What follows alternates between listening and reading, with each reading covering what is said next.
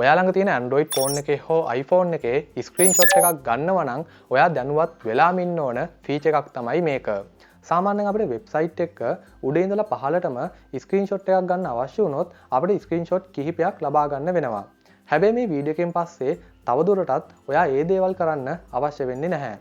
අපිට මේ page එකම සම්පූර්ණ එක screenshot එකකට capture කරගන්න පුළුවන්. මුලින්ම ඔයාට අවශ්‍ය page එකේ එක screenshot එකක් ගන්න. දැන් ඔයා මේ screenshot එක select කරගන්න ඕනේ.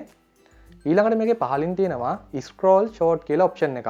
මම මේ option එක දුන්නාම මේ page එකේ උඩ ඉඳලා පහළටම screenshot එකක් මේ විදිහට capture වෙනවා.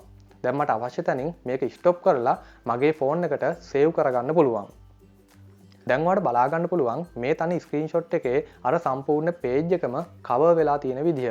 ඉතින් මම තවත් දෙයක් ගැන ඔයාලට කියන්නම්. දැන් මගේ ෆෝන් එකේ මේ settings මේ විදිහට පෙන්නුවාට ඔයාගේ ෆෝන් එකේ මේ දේවල් සම්පූර්ණයෙන්ම වෙනස්.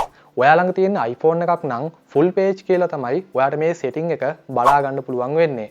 ඔයා ළඟ තියෙන්නේ Samsung Galaxy ස්මාර්ට්ෆෝන් එකක් නම් ඔයාට මේ වගේ icon එකක් තමයි බලා ගන්න ලැබෙන්නේ. ඉතින් ඔයා මුලින්ම හොයා ගන්න ඕනේ long screenshot එකක් ගන්න ඔයාගේ ෆෝන් එකේ තියෙන්නේ මොන වගේ icon එකක්ද කියලා.